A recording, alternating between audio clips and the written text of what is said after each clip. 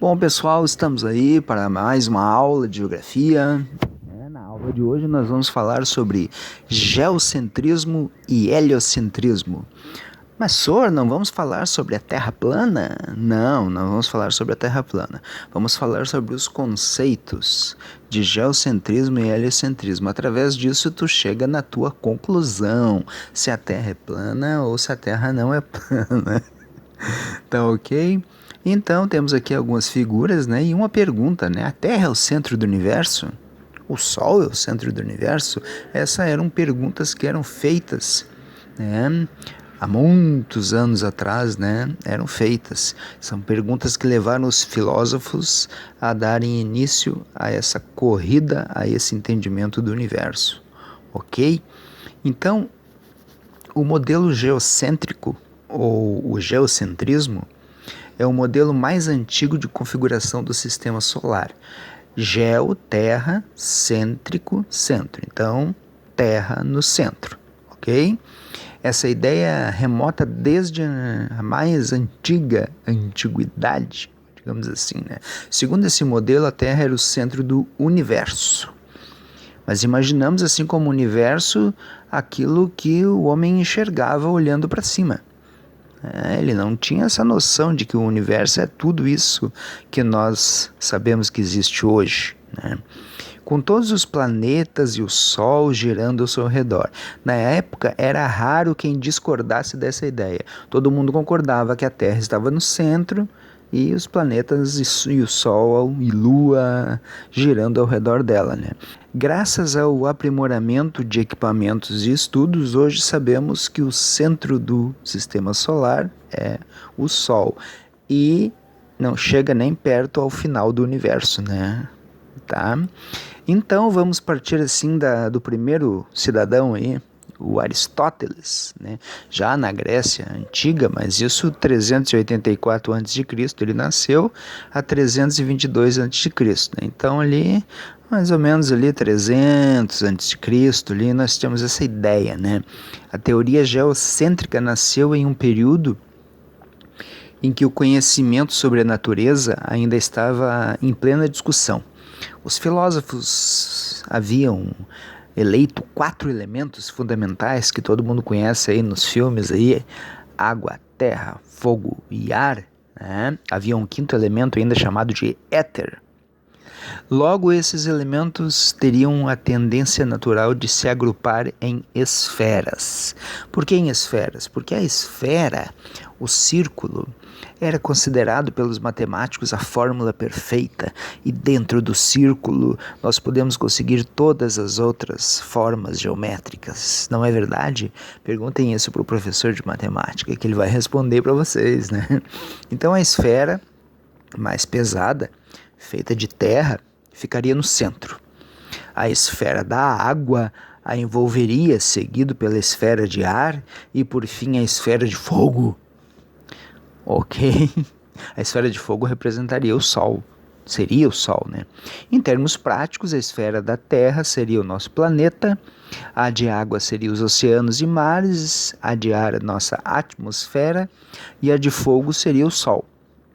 Na época, os planetas Mercúrio, Marte, Júpiter e Saturno já eram conhecidos e eram estrelas errantes, né? Ou andarilhos, e por isso esse nome andarilhos significa planeta, né? E esses caras então não giravam na mesma velocidade da Terra, Lua e Sol. Isso aí já era conhecido, ok? Então, Aristóteles e os gregos de então, filósofos, deram nomes para esses planetas, né? Esses nomes eram baseados nos deuses gregos. A Terra, a deusa Gaia, deusa primordial da Terra. A Lua, né? Selene, irmã gêmea do deus Hélios, o Sol, é também associada à deusa Ártemis. Mercúrio, Hermes, mensageiro dos deuses, é o planeta com o movimento mais rápido no céu, então ele tinha que ser o mensageiro dos deuses. Vênus, Afrodite, deusa do amor e da beleza, é o mais luminoso, portanto o mais lindo, o mais bonito do céu, né? Marte, Ares, deus da guerra, e da tragédia. É o mais vermelho, sangue, morte. Então, por isso, o planeta vermelho. Então ele tinha que ser Marte. Júpiter, ligado a Zeus, soberano dos céus, pai de Ares, Hermes e Afrodite. É o maior dos planetas do céu. Saturno, Cronos, é o titã do tempo e pai de Zeus. É o planeta com o movimento mais lento. Então, se nós soubermos um pouquinho de mitologia grega, nós entenderemos o nome dos planetas e o porquê do porquê, ok? Aqui nós temos o nosso modelo geocêntrico, então, de Aristóteles, né? A Terra ao centro, rodeada pelos planetas, né? E do lado de fora nós temos as estrelas fixas, ok? Então esse é o nosso modelo geocêntrico. Vamos ver mais um filósofo grego, então, Platão. Platão via a Terra como a região mais indigna do universo, devendo, por essa razão, ocupar posição inferior ao dos demais astros. Estes, por sua vez, seriam corpos perfeitos, que somente poderiam executar um movimento perfeito, o circular. Olha o círculo de novo aí, gente. Pitágoras, então. O que Pitágoras pensava? A Terra é esférica e encontra-se no meio do universo. Os planetas movem-se em diferentes velocidades nas mais variadas órbitas ao redor da Terra. Então aí temos o pensamento de Pitágoras. Bom, gente, havia apenas 7 pequenos problemas desse sistema geocêntrico. E eles é que permitiam que o sistema geocêntrico fosse desacreditado. 7 estrelas não giravam na mesma velocidade das demais e por isso foram chamados de andarilhos, né? Andarilhos em grego, planetas, ok?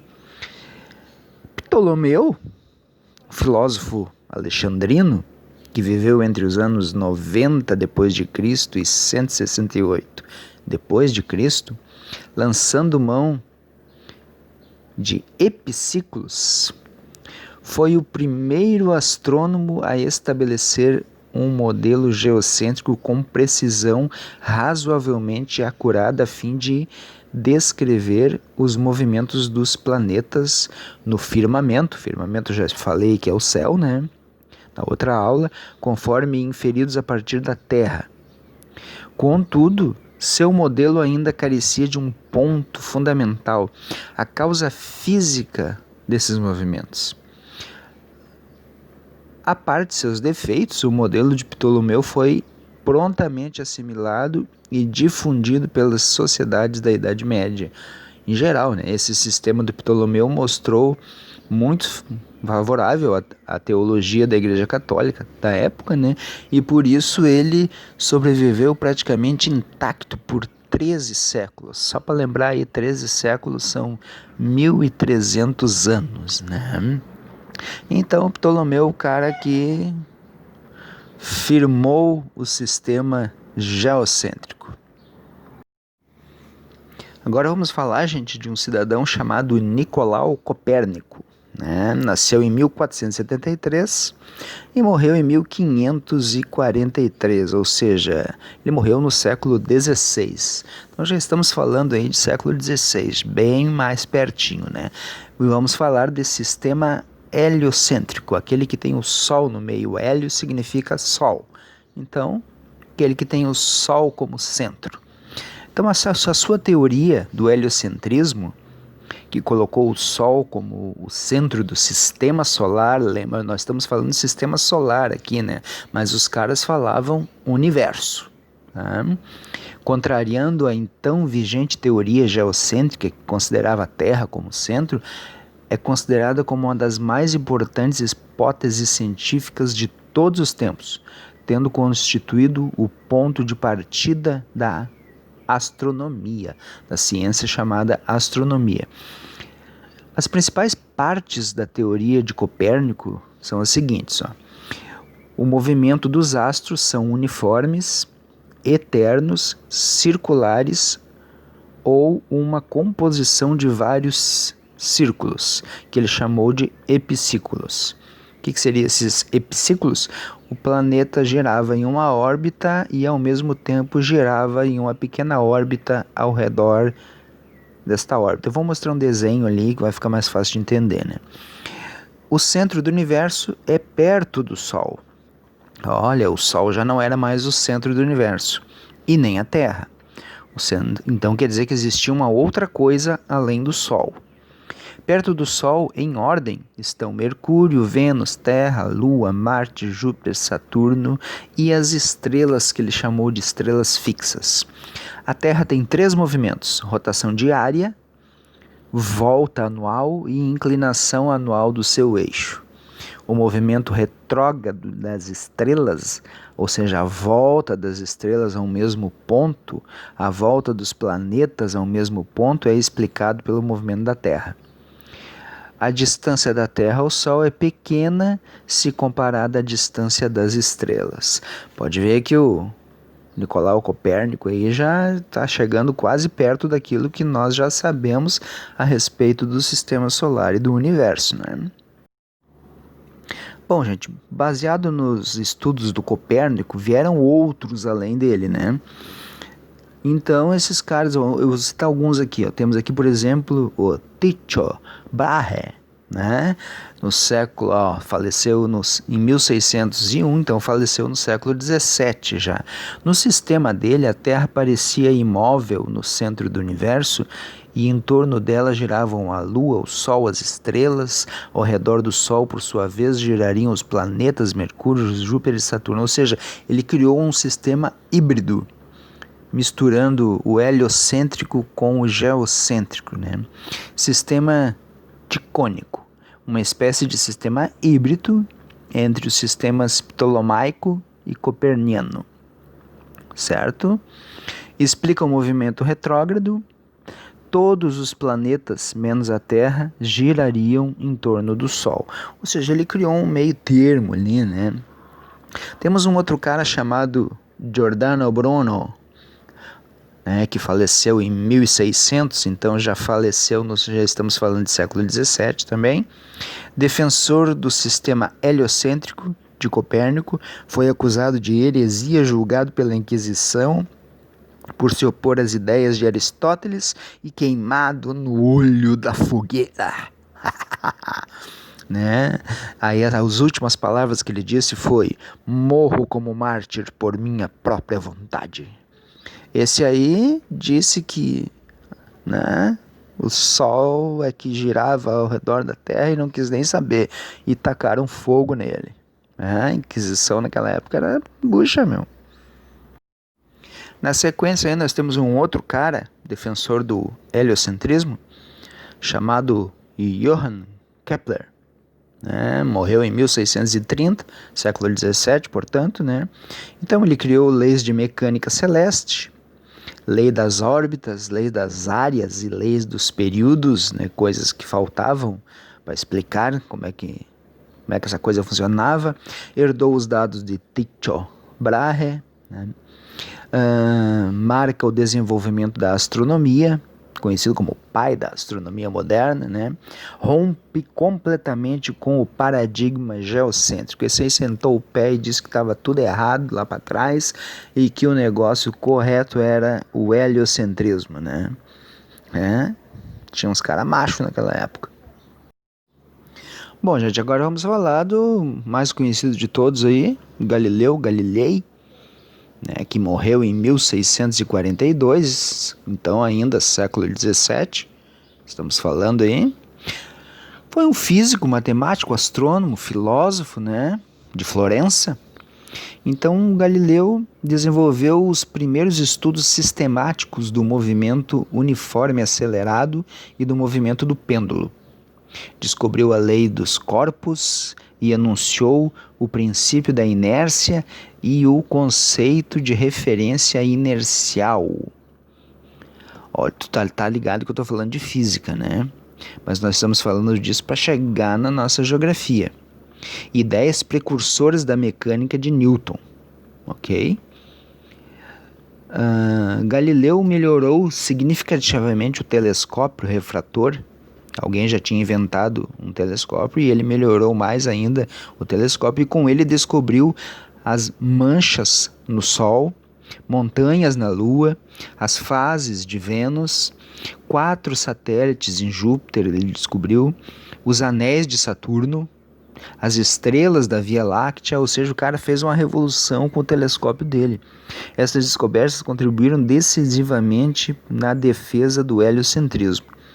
Contudo, a principal contribuição de Galileu foi para o método científico, pois a ciência assentava numa metodologia aristotélica, ou baseada em Aristóteles, ou seja, filosófica. Não era preciso provar, simplesmente achar. Né? Tu achava que o negócio era assim, não era necessário provar, mas a gente sabe que na ciência é preciso provar. No sistema de Galileu faltava só uma explicação: a lei da gravidade. Ele não tinha noção nenhuma disso. Quem vai trazer isso para nós mais tarde é Isaac Newton. Então aí, gente, surge Isaac Newton para explicar uma coisa que ninguém sabia explicar, né? Ele adotou o sistema heliocêntrico e criou a lei da gravitação universal. Como é que funciona isso? 2 corpos atraem um ao outro com forças iguais e opostas. Tenho certeza que vocês já ouviram isso na física. A magnitude dessa força é proporcional ao produto das 2 massas dos corpos e é também proporcional ao inverso do quadrado da distância entre os centros de massa dos 2 corpos. Ficou com dúvida? Bora lá perguntar para a professora de física. Né? Eu só quero dizer aqui que com isso ele explicou como os corpos ficavam andando em órbita, um ao redor do outro, como eles se mantinham, como se puxavam, como é que funcionava aquele sistema. Ele conseguiu explicar. Ok, então nós temos aqui uma linha do tempo desde Tales, 600 a.C., né? Aí Pitágoras, que diz que a Terra era esférica, Platão, que as estrelas eram fixas na esfera e os planetas eram errantes, Aristóteles, ali falando do geocentrismo filosófico, ou seja, ele não podia provar, né? Temos outros aqui, ali temos Ptolomeu, ali, antes de 200, ali, no seu sistema geocêntrico, e aí a gente vê que vai passar um bom tempo, até 1400, ali, 400, 1500, quando Copérnico surge com seu sistema heliocêntrico, né? E aí tem todos os nossos amigos ali. Em 1600, Galileu constrói o seu telescópio, né? E um pouquinho mais adiante, Newton surge com a mecânica clássica. E aí o sistema heliocêntrico se coloca definitivamente no lugar dele, né? E todo mundo começa a acreditar no sistema heliocêntrico, né? Eu quero lembrar aqui, que os teóricos, grandes mestres e cientistas citados aqui, discordavam quanto à Terra ser ou não ser o centro do universo. Porém, todos concordavam que ela era esférica. O telescópio de Galileu provou que os planetas são globos. Então, por que a Terra não seria um globo? Só para lembrar isso, né? Só para perguntar, né? Então, gente, essa aí é a nossa aula de hoje. Antes desses caras que eu citei aqui, antes de Aristóteles ali, existem vários outros que falam sobre a Terra esférica e também falam sobre a Terra plana, né? Temos que ver a lógica de tudo isso, né? Então, vale a pena. O tempo aqui é curto, né? Mas vale a pena pesquisar esses caras que falavam antes de Aristóteles que a Terra já era esférica. Ok? Tem muitos lá. Vou citar só uns caras aí que vocês conhecem aí, os egípcios. Eles já tinham papiros lá falando da esfericidade da Terra, né? E antes deles vários outros, pessoal da Mesopotâmia lá também. Então, e nós podemos ver pela lógica assim que as coisas elas foram crescendo e se tornando cada vez mais lógicas, né? Primeiro um sistema geocêntrico, baseado naquilo que o homem, só aquilo que o homem conseguia enxergar, a terra rodeada de água, rodeada de ar, rodeada de fogo, ele só conseguia enxergar isso, né? Depois vieram outros provando que não, que o Sol é que girava ao redor da Terra. Depois vieram outros que inventaram o telescópio e conseguiram enxergar muito além daquilo que o homem consegue enxergar com o seu olho nu, né? Depois veio outro que provou mais uma coisa, que é a lei da gravidade, né? A lei da gravidade, que isso aí ninguém... Bom, tem gente até hoje, gente que não consegue entender ainda a lei da gravidade. Mas isso aí, quem sabe vocês fazem umas perguntas para a professora de física lá e ela resolve o problema, né? Vamos fazer algumas coisas interdisciplinares, ok? Então nós temos aí a nossa aula de hoje, heliocentrismo e geocentrismo, ok? Grande abraço e sucesso, até semana que vem.